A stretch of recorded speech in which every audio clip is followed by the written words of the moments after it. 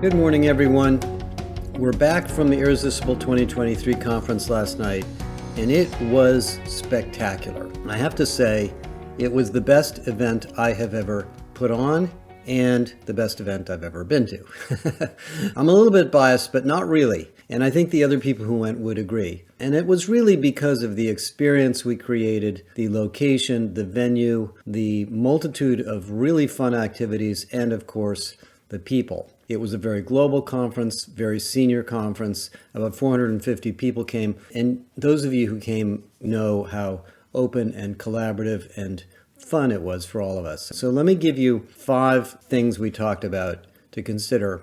And for those of you that are corporate members, you can watch all the videos and essentially participate in the conference through our website. Those of you that are not, please join and you'll get access to all this stuff. So the first thing that I talked about in the very beginning in the keynote was this idea of organizational ingenuity, which I previewed in the article before the conference. And what that's really about is taking the concepts of Irresistible, the 7 principles, and apply them to a world where every employee has AI.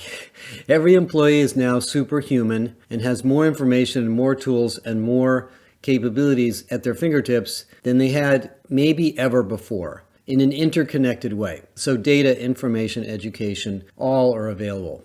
And what that means is all of these HR innovations that you guys have been working on, and I really displayed about 60 of them in the keynote, things like talent marketplaces and skills taxonomies and skills-based hiring and pay equity solutions and hybrid work and onboarding and all of those things are now tools to harness the productivity of these super-powered workers and employees we have. And we really are going to have to learn how to do that because the number of workers in the world is flat to declining because of the fertility rate in all the developed economies. So your ability to create a productive organization, not productive individuals, is really your job. And then I talked about the Pacesetter research where we proved through the first 3 industries we did, the healthcare industry, the banking industry, the consumer packaged goods industry, that the skills that matter the most are not the technical skills of AI. I mean, they matter, sure. You've got to keep up on the technology and all of that. But really the change skills, the change enablement skills, the change management skills, the change readiness skills, the human-centered leadership skills. And actually everybody in the conference agreed with that technical skills are going to be a commodity. You're always going to be fighting for them and developing them, but how you use them and where you use them is important. Because a lot of great companies had great technical skills. Xerox did, IBM did, Digital Equipment did, and they got crushed by their competition because their competition could move faster, and that's because of those pace-setter skills. So we had a long conversation about that, which led us to culture. Now, believe it or not, culture was a very big topic at the conference. It wasn't intended to me. I wasn't intending it to be a big culture, but it came up everywhere. And the reason culture came up is because we had some very large companies. We had USAA, we had Moderna, we had Air Canada, we had a lot of companies in Europe, L'Oreal, many others. And what they were basically reflecting on in all of their sessions, including the keynotes, was that because the pace of change is so fast, driven by technology, innovation, AI, the blending of industries, and the skills shortage and people shortage in most places, that we have to rely on our culture to get people aligned, to get them to stay in the company, to hire the right people so we don't lose them and keep them on track. And I think the tech industry has been the worst at this. The tech industry does tend to treat workers as if they're replaceable parts. That's why they're having so many layoffs. But the implication of focusing on culture is that you don't have to be a giant company to have a giant business. So one of the things we did on Thursday for the corporate members is we went over to Netflix and we spent the half day and the evening with the Netflix executives talking about their business and their culture. And everybody knows who Netflix is, but you don't realize it's not a very big company. It's about a 10,000 person company. It's competing against companies that are 10 times its size, but it's very, very fast moving, collaborative, hardworking, innovative, creative company. And you've read the Netflix Culture Manifesto, or if you haven't, you should. But it's really, in some sense, very similar to a lot of the principles in my book. It's about empowerment and teamwork and meritocracy, reducing bureaucracy, simplicity, getting the core of the problem, falling in love with the problem, which I've talked about a lot. We talked about at the conference quite a bit. So culture, culture, culture.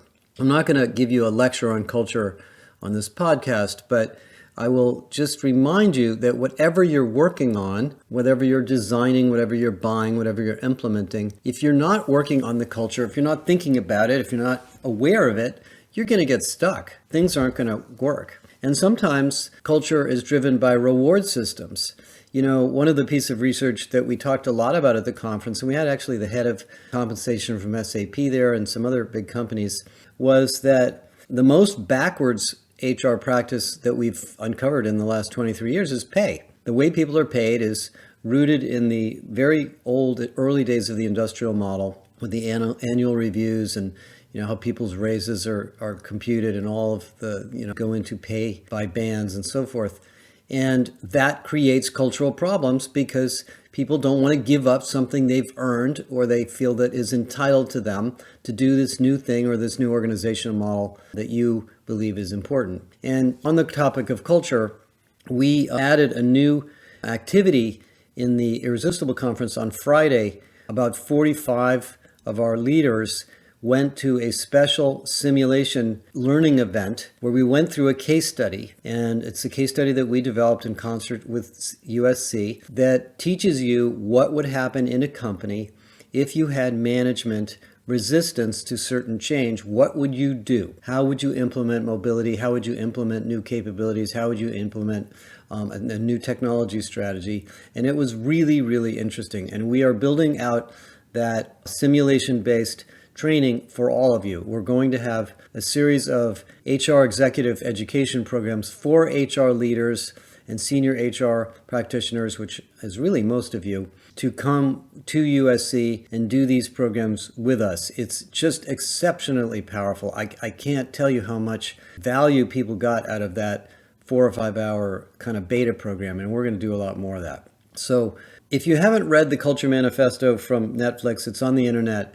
I suggest you read it. It's a little bit out of date in a couple of respects because they were a very small company when they developed it, but they're now dealing with the culture of a bigger version of themselves.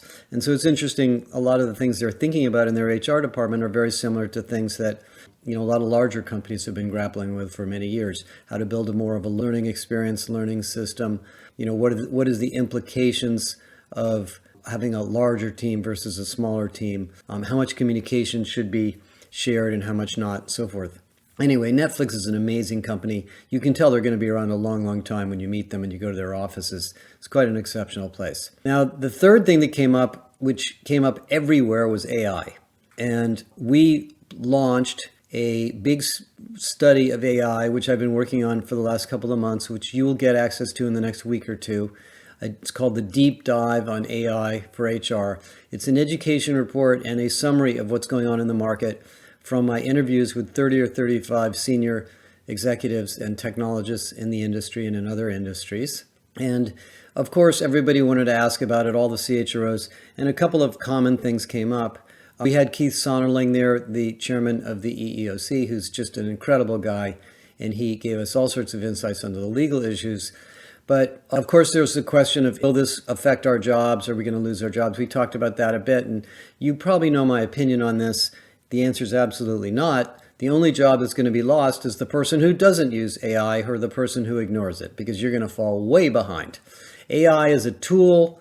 It's not some evil intelligence out there to get you. You'll see as you use our Copilot, which we'll talk about in a minute, it's actually not that intimidating. It's just a very, very, very cool and useful tool that does a lot of things that, were kind of hard to do by hand. So it is very, very powerful. So we talked a lot about that. We talked about the use cases for AI. We had a couple of really great professors from USC talk about the history of AI and some of the work they've been doing on soft skills simulations. There's academic work, which is probably advanced even more beyond the work that's been done by Mergen and Striver and others in the corporate world to understand emotions and facial expressions and voice and determine human interactions and how they can be improved through AI. So some of the stuff at USC is really good for soft skills training. And it really made me understand that AI is going to play a big role in leadership development, in management development, in coaching, because these tools are pretty good at picking up subtleties that, oftentimes get lost in the rush of our work to get things done. I talked a lot about what I call second generation AI versus first generation AI. And when you get your hands on the paper, which is coming out in a week or two, you'll see a whole checklist for evaluating vendors. And you're going to hear a lot about this from vendors, but it's a big topic and you can't ignore it. And we are more than happy to walk you through it. We have lots of information, lots of experience. And since we're doing our own AI project, we're learning a lot about it hands-on. The fourth thing that came up a lot was many conversations and meetings and discussions about, I would say, talent mobility and performance management. If you look at the emergence of talent marketplace tools, the reason that they're becoming popular is not only do employees want great career opportunities, but we want to build a skills-centric organization where we can find people to work on projects based on their skills. And we want to use them quickly and effectively because it's so hard to hire people. So that gives rise to the business need for a better internal mobility strategy, and that's why the talent marketplace tools are important. But it's really hard to do. As you really hear about from the companies that have done it, the only companies that have been highly successful at it are companies that already have a really strong internal culture of collaboration and mobility. Most companies don't. Most companies have lots of silos, lots of independent business units, lots of geographic boundaries between different areas. People don't know what's going on in other parts of the company that well. Nobody wants to spend that much time getting to know everything that's going on inside of their company. So these mobility tools both facilitate that, but they land in a world that's not ready for that. And I'm a big fan of it, of course. And we had lots of people talking about what they were doing with talent marketplaces and skills taxonomies, of course. But we also heard a lot of challenges they were running into that were cultural. Managers not being willing to let people go. Performance management practices that are getting in the way. Which, by the way, performance management, I'm kind of tired of talking about it after all these years, is still a really big issue. And what I've learned for many years is that we make it too complicated. We make it too methodical. The most important part of performance management is not whether you use a 3-point scale or a 4-point scale or, whatever. The processes are important, but it's the philosophy. What does performance mean? How are we going to evaluate it in a common way so we can be fair and we can have equity in pay and other rewards and growth in the company, and we can reinforce our culture? So it gets back to culture. And that, by the way, allows a talent marketplace to work.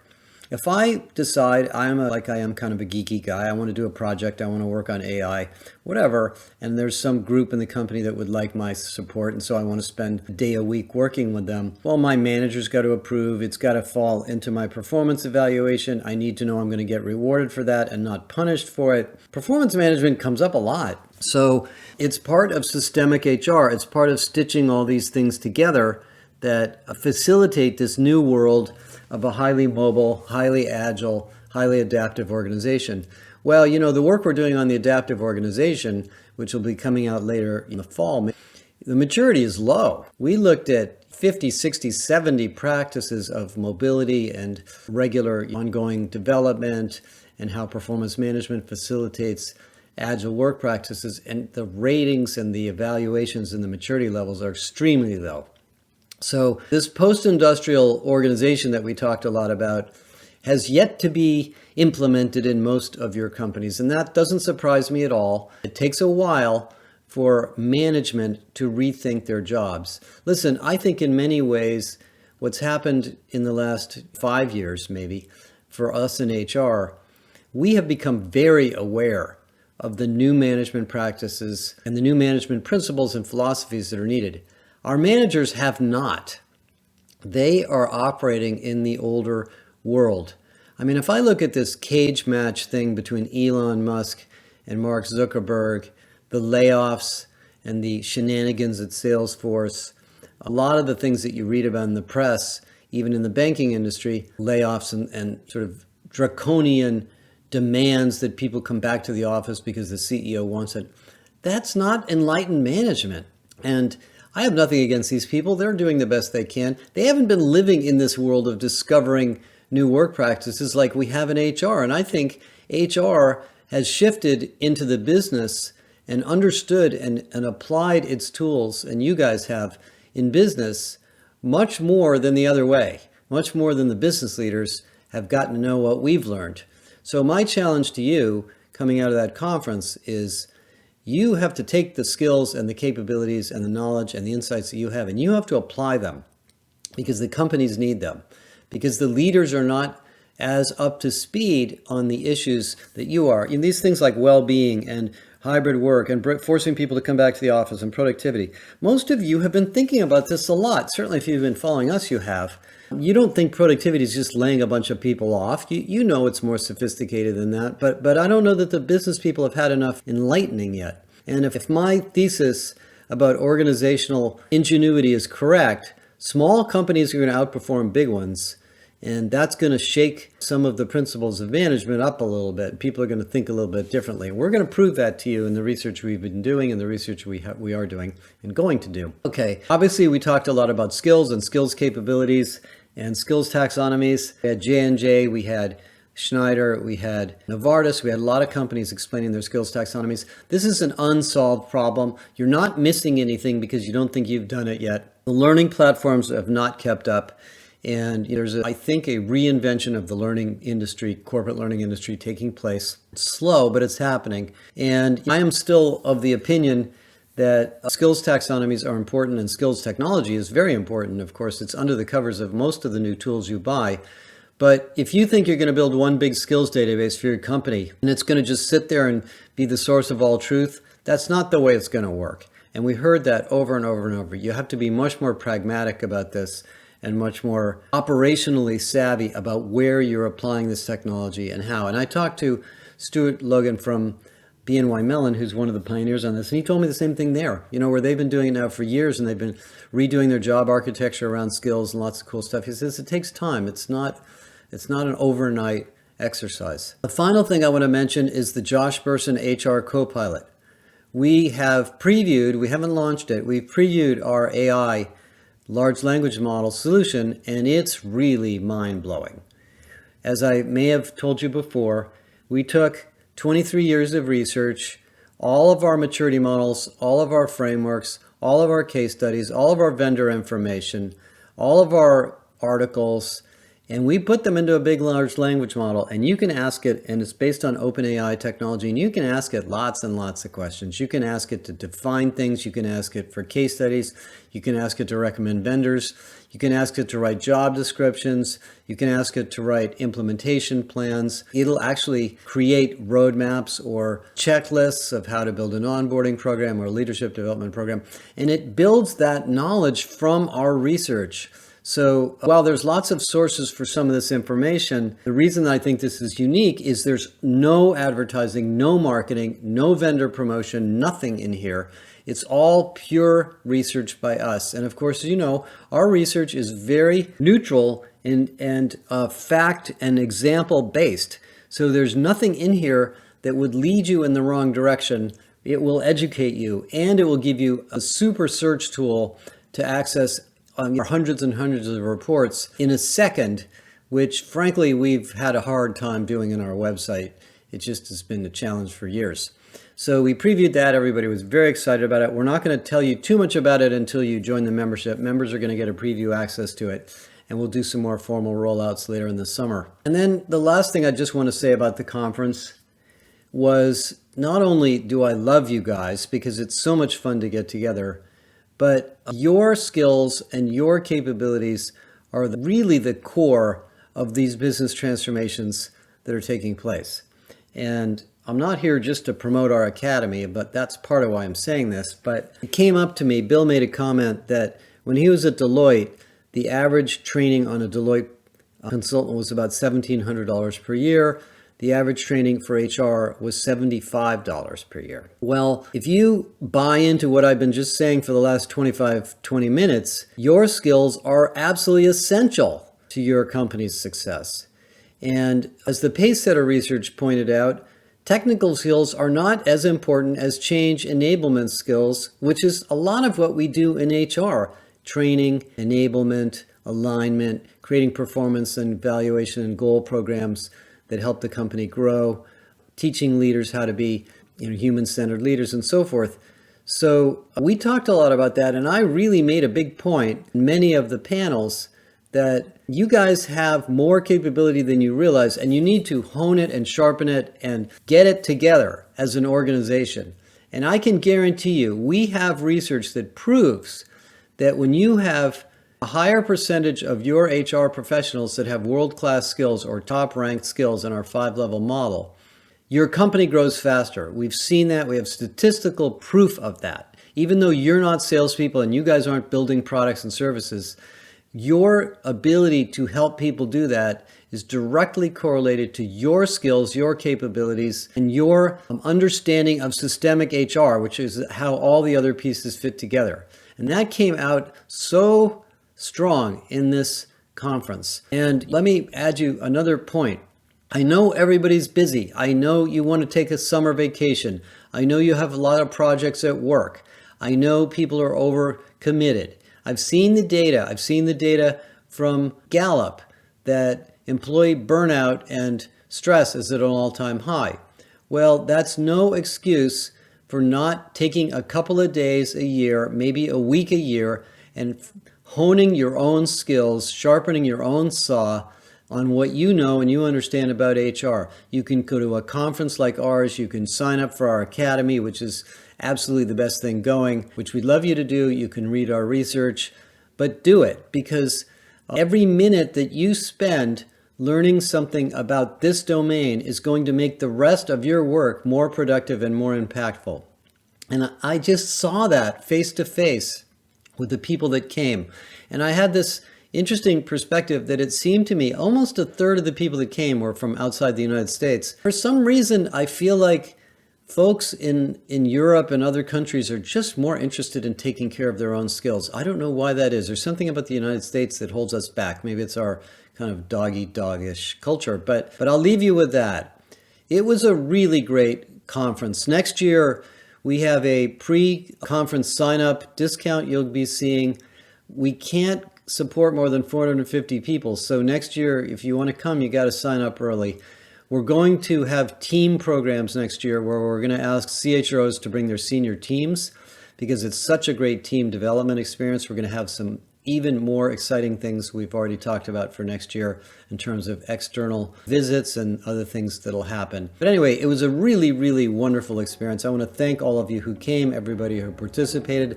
A lot of the senior execs who came obviously took several days out of their year to join us, and I hope they all found it worth it. We really appreciate your support. And it was just so enlightening and exciting. I just wanted to reflect on it. And we'll get back to more normal topics in the podcast next week. Thanks a lot.